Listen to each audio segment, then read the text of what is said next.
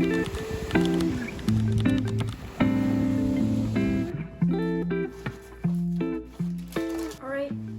let's talk about something.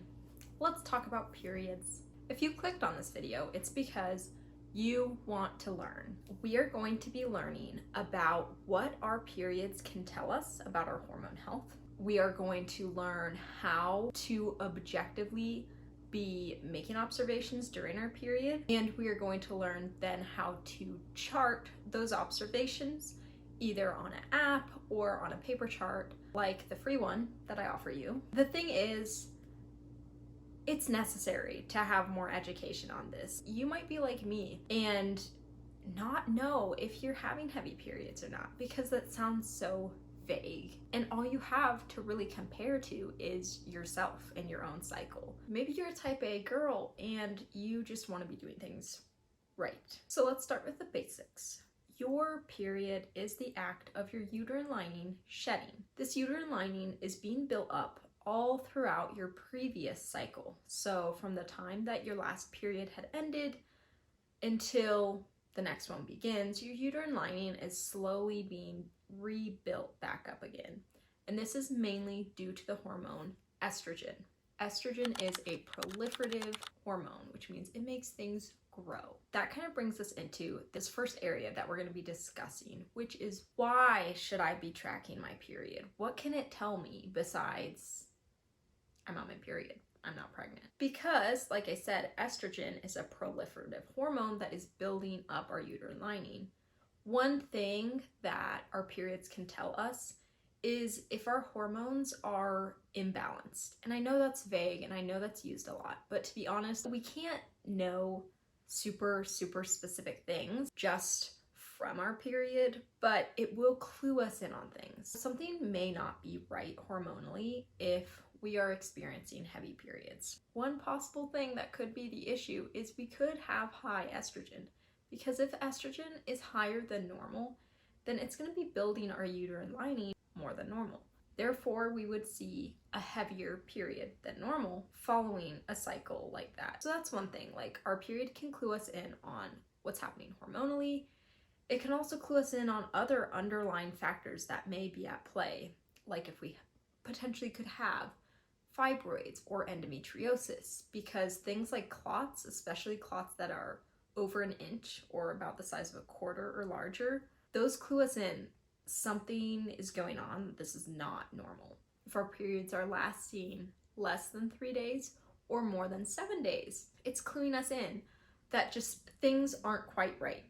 Now let's move into tracking our bleeding. So the main way that we're going to be doing this is we're going to be keeping track of how many products we're using. So what exactly this will look like will depend on the products that you use. We want to be keeping track if we're going through 4 pads a day, if we're going through 1 pad a day, kind of get a handle on at what point we're changing out our products, especially when it comes to pads. Tampons and menstrual cups are pretty straightforward.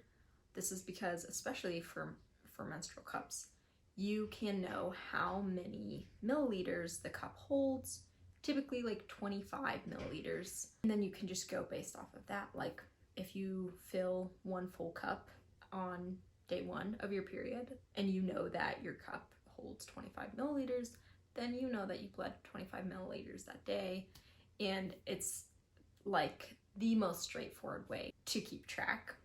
I'm a huge advocate for menstrual cups, especially if you're really wanting to track how much you're bleeding. It's just the easiest way. Now, if you're not a menstrual cup girly, tampons also are fairly straightforward because you can figure out pretty simply how many milliliters of blood they hold. And of course, it depends. If it's a super tampon versus just like regular tampon, it's gonna hold different amounts, but they tend to be pretty straightforward as well. Now, pads are more tricky. You want to get used to what it's gonna look like.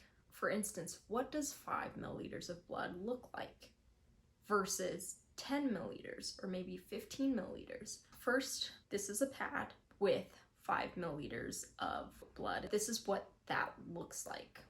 Not very much. Now, this is what 10 milliliters of blood looks like. that tends to be where most of us are going to change our pad, but it's also helpful to kind of know what more looks like. So this is what 15 milliliters would look like. So that also might be kind of a pretty normal point for you to be switching your pad out. And then finally, this is what 30 milliliters of blood looks like. This is soaked through. This would hopefully not be the point that you have to be changing it if you're bleeding that much. You definitely have a heavy period. But every once in a while, this may happen. And so it's helpful for you to know, like, okay, eyeballing that based off of what I know, that looks like about 30 milliliters. So essentially how I would encourage you to use this information is, all right, based off of these pictures, it looks like that 10 milliliter point is where I typically will change my pad, if pads are your go-to products. Then you don't have to necessarily be writing milliliters. You can just write, I used 3 pads. And because you know that you change it at that 10 milliliter mark, you know that that means 30 milliliters of blood. So we're gonna move on to tampons, and I'm going to put on the screen a couple of the different absorbencies and how many milliliters of blood they hold. This is just a helpful tool, but once again, if you know the tampons that you typically use, but if you're using a menstrual cup, either look at the packaging, because the packaging will probably say, or if you just look up the cup that you bought, it will probably say how many milliliters it holds. If it doesn't, just when it's clean and sterilized, just fill it to the top with water and then pour it out into, if you have like a measuring cup or something, and that way you can see, how much it holds. You don't necessarily need to be writing how many milliliters you bled that day. You just have to write how many products you used. And it can be helpful for any of your products. It can be helpful if you specify, okay, like 2 pads, comma, 1 pad, 5 milliliters. But because you know how you do things, you know those other pads were changed at 10 milliliters, if that makes sense. It doesn't have to be super complicated. I'm kind of giving you extra information so you can make it as complicated as you want. You can make it as detailed as you want. So now, knowing all of this, basically, if you kind of translate products used to milliliters and you look at that for the total period, you add it all up, it should fall within 40 to 80 milliliters. Now, if it's on either end, if it's less than 40, you have a light period. If it's over 80, that was a heavy period. This is something that I use to keep track of my cycles, kind of a recap of the entire period. So you can see how many milliliters of blood I lost in total. And I like to keep track of my worst cramps, total days of cramps, headaches, pelvic pain, luteal length, period length, just different things that are important and symptoms that I struggle with. For charting with an app, if you don't want to use the paper chart, although I encourage using both if possible, for app suggestions, I would recommend using FEMM, F-E-M-M. It's a completely free app, or Kindara, Kindara, also a free app, or Read Your Body, which is not a free app, but it's not too expensive, and that one is fully customizable. So I've definitely heard a lot of good things. I personally just haven't used it. Well, that's not true. I used it for like that free trial period, and I liked it, but not enough to pay for it because I'm cheap like that. So I'm kind of gonna give you instructions based off of the FEMM app because I definitely encourage that you use that. FEMM is actually where I am doing my certification training through, and I really, really like what they stand for and the medical management that they incorporate. So when it comes to tracking your bleeding on here, when you open the app and you go to enter your information for the day, you will see these buttons. It would be 5 buttons, I believe, for your flow. So there's spotting, light, moderate, heavy, and then brown bleeding.